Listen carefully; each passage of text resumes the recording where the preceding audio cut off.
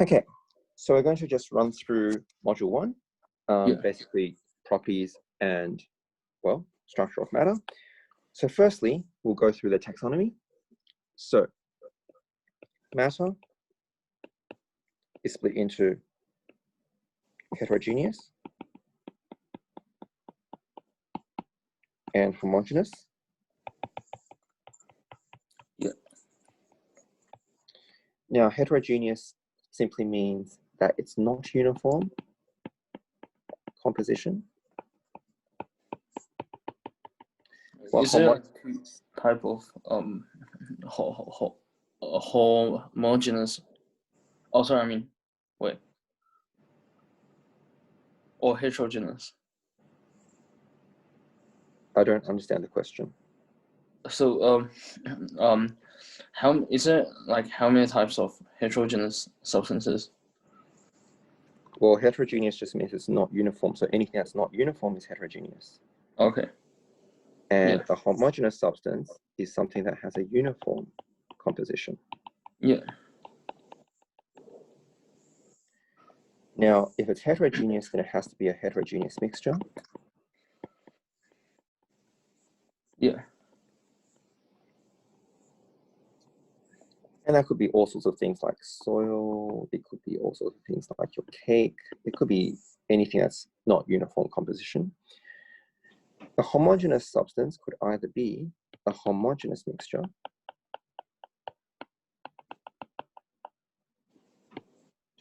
alternatively, it could be a pure substance.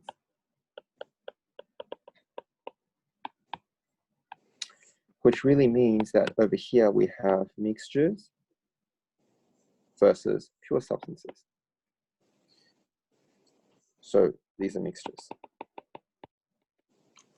Yeah. Now, what makes a pure substance is that it has to have definite properties, such as boiling point, melting point. It must have fixed chemical formula and composition.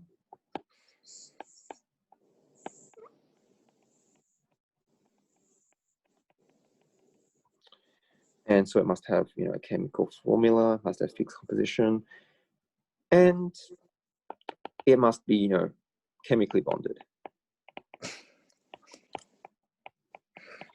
Whereas a mixture is the opposite. So no fixed properties, not chemically bonded. So basically, it's just two or more pure substances mixed together. Wait, so pure substance is chemically bonded? You mean? Yes. Okay. Which means that these can be physically separated. Okay. But pure substances means that what they're made up of is chemically bonded, and so these cannot be separated. Okay. And when we say separated, we mean physically. That's what the word means. Yeah. Okay. And then a pure substance is then split up into two types called compounds and elements. So this is when you've got a new thing. So they're both pure substances. But we now need to talk about compounds versus elements. So both of them are pure substances. And as we discussed, a pure substances, have all the things we mentioned earlier, definite properties, and so on. Yeah. So all of those apply to your elements and compounds. But a compound must be made up of two or more elements bonded together, chemically bonded. Yeah. In fixed ratio. And as a result of that, it can be chemically decomposed into simpler substances.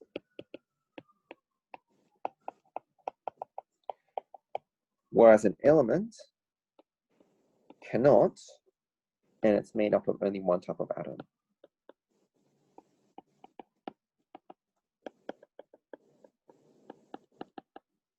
and it cannot be chemically decomposed into simpler substances.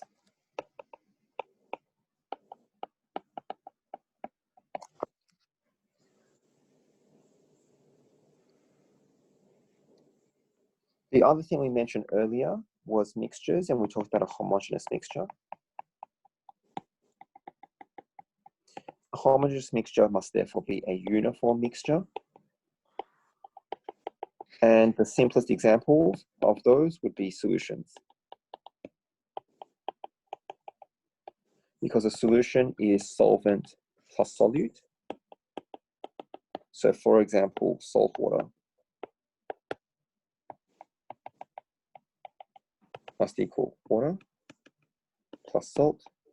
And so you can think of salt water as a mixture of water and salt, but it is uniform because once you mix it properly, the top part of the water is just as salty as the bottom part. More technically, you've got something like an alloy. So you could say steel equals iron plus carbon. And so steel would be considered a solid solution or an alloy. That's probably more useful for you in engineering and not going to be tested as much in chemistry, but I just thought I'd throw that in there, sort of help you understand that a bit better. Now, with mixtures, the next thing we need to understand here is that mixtures can be physically separated. So we need to talk about how mixtures can be separated. And so the idea of separation of mixtures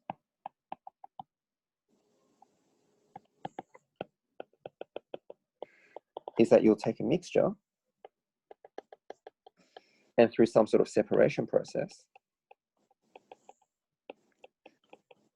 separate it into pure substances as required. Yep. Or, maybe mixtures, but at some point to pure substances. And so these depend on differences in physical properties. So you basically rely on the fact that your substances have differences in physical properties to basically do that. And so what are physical properties? Well, you could take all sorts of examples. So if you're referring to boiling point, then that's when you might use things like evaporation, all right? One evaporates, one doesn't, or distillation, which is very similar. You could use melting point. So you could use the fact that one, crystallizes and one doesn't. But usually that's used less. You could refer to solubility. And that's where you either use something like dissolution or crystallization, which is the opposite. So if you're trying to separate sand and salt, then you would probably use dissolution. You pour in water, sand doesn't dissolve, but salt does. Crystallization, if you've got two different things, one has low solubility, one is high solubility, you might deliberately lower it more to make it come out of solution. So for example, sodium hydrogen carbonate, and that can help it versus ammonium chloride, and that can make it come out of solution. Is evaporation a type of crystallization? No, it's not. Evaporation is, well, it's not really the crystallization I'm referring to. So It depends on what you mean.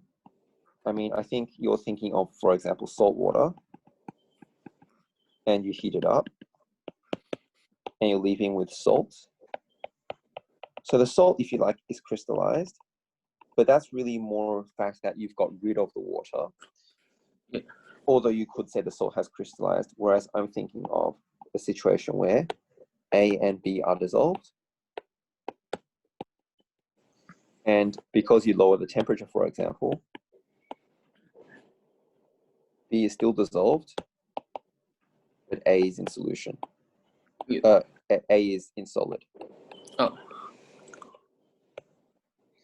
So normally crystallization sort of refers more to this. That's not, I mean, the salt will crystallize, but that's because you've got rid of the water, as opposed to you made a crystal out of solution. Yeah. So you've got boiling point, melting point, solubility. You could refer to things like particle size. Yeah. So that's basically like your filtration, sieving, and so on. You could rely on things like density,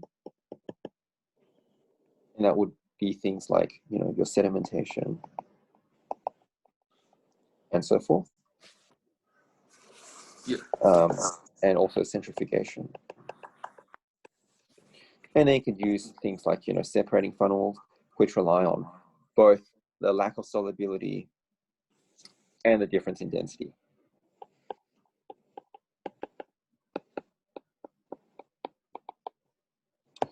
But basically, there are many, many, many ways to separate mixtures from each other.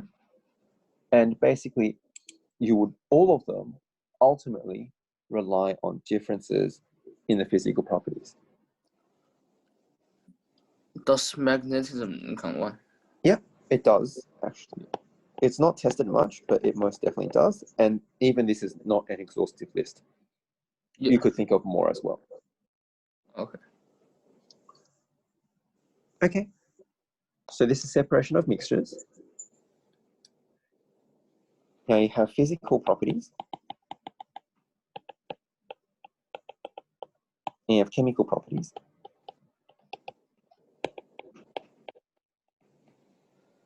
Now, physical properties include all sorts of things that we've mentioned, like boiling point, melting point. Yeah. You know, hardness, whether it's brittle or malleable or ductile, whether it conducts electricity well or not, or heat, its density, mass, etc. You know, its state at room temperature. So physical properties essentially are all, you know, describing the object itself or the substance. Okay. So if you're describing a person, their height, the color of their eyes, hair, how big their nose is, how, you know, how tall they are, how heavy they weigh, what race they are, you know, anything like that is a physical property. Yeah. On the other hand, chemical properties, you know, basically are all not about the person themselves, but how they interact with others. Are they friendly? Are they not friendly? Are they reproachable? You know, are they liked by other people? Are they hated by other people? That kind of thing. So this sort of describes the relationships in our analogy with other people, but not the person themselves, but more how they interact with other people.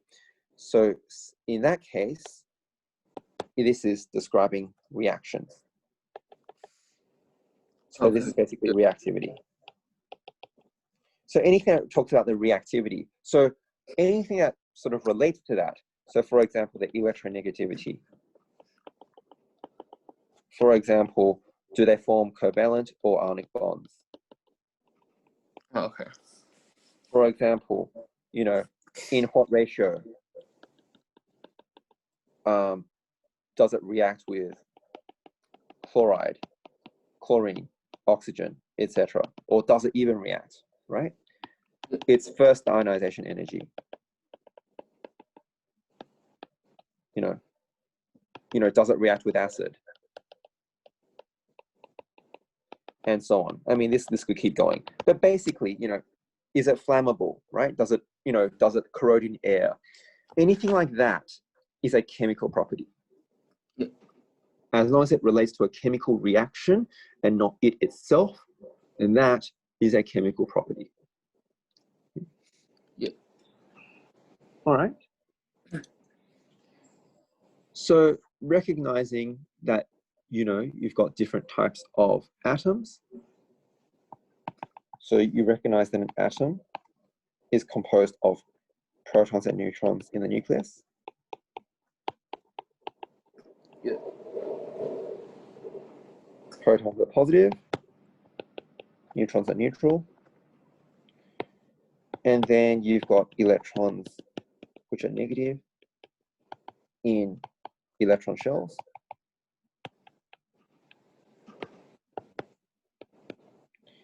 But for an atom, the number of protons must equal the number of electrons, therefore atom is uncharged.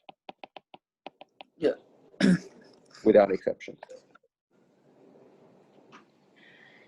Now, we said an element is made up of only one type of atom. So the type of atom is defined by the atomic number. And the atomic number is simply the number of protons in the atom.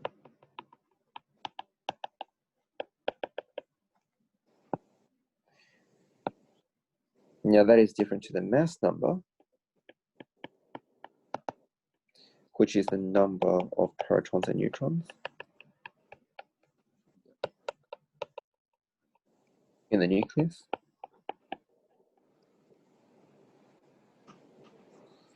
And that's because basically protons and neutrons make up pretty much all the mass, while electrons that basically don't have any mass, but we're close enough. And so therefore, if we want to work out the number of neutrons, note that that is the mass number minus the atomic number. Yeah.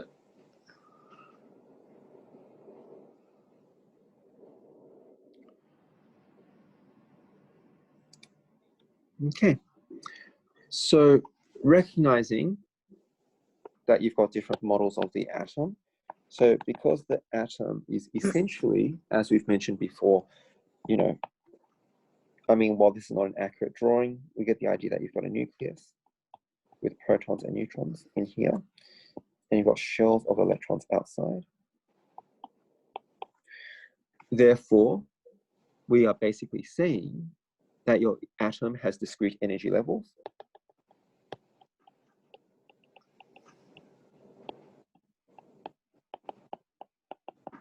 Okay. And therefore, they have distinct electron configuration is distinct per atom. Okay. Yeah. And, you know, that will cause them to emit line spectrum, which can then give you a characteristic flame color.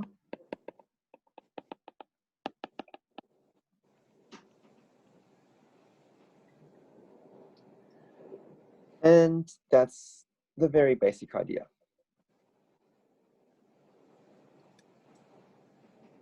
So, understanding that the type of atom or the type of element must be determined by the atomic number, then you must recognize that for the same element, you can have the same atomic number, but different mass number. Yep. Which, in other words, means you can have the same number of protons, but different number of neutrons. Yep. This is called isotope. So an isotope is same element, but different number of protons. Different number of neutrons, I mean. So for example, carbon-12 means it's got carbon 6 protons and 12 mass number, and carbon 13 will be 13, 6. And of course, that means the number of neutrons equals 6 here, and the neutrons equals 7 here.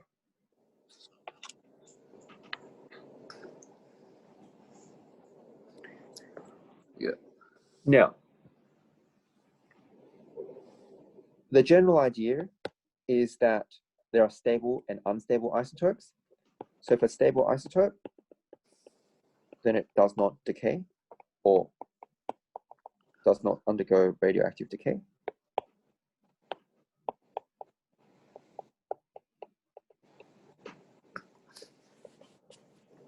If it's an unstable isotope,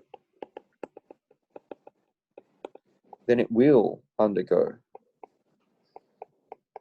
radioactive decay. Yep. And therefore it will emit radiation. Okay. And therefore it could be called a radioisotope.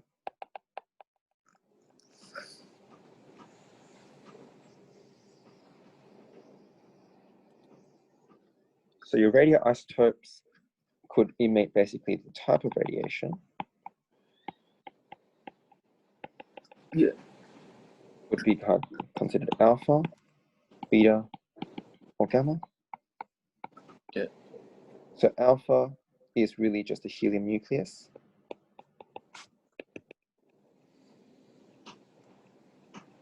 So the symbol is going to be called He2. A beta, well, beta is just an electron for the common one. Or if you have beta positive, which is less commonly tested, then it's a positron. And the symbol would be accordingly this. Okay. Gamma is just a high frequency, short wavelength electromagnetic wave, and it's just given this symbol here. So it's beta just electron? Or the positron. So there's the common beta, which is negative, or beta positive, which is positron. And so an alpha basically occurs when the nucleus is too big. Okay. Beta occurs basically when you need more protons, essentially. So neutron to proton ratio is too low. And beta negative positive is when neutron to proton is too high.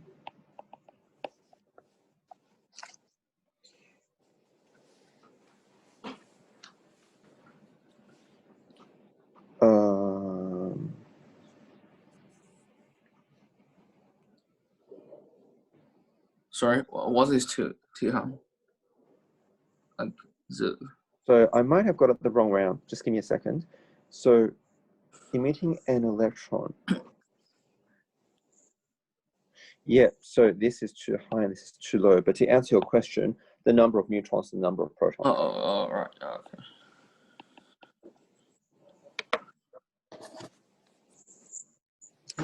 And gamma is basically when the nucleus is not at ground state. Yeah.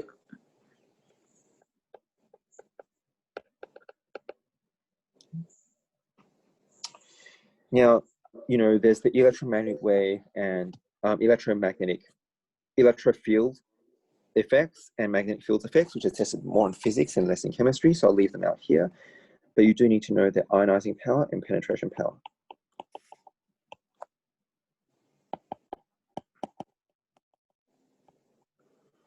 So ionization is inverse of penetrating. So if it's very high ionizing power, it's very low penetrating power.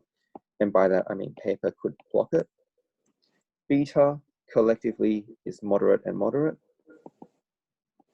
Yeah. So by moderate here, we mean, for example, aluminium. You might need aluminium foil. And for gamma, well, you're talking very low levels of ionization in comparison and very high levels of penetration. So that's when you'll be using lead and concrete and so on to try and stop it.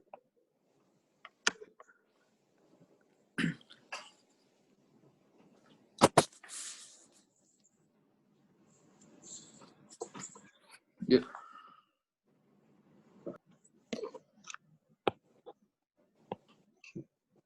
So we'll continue by looking at the periodicity of elements in the periodic table.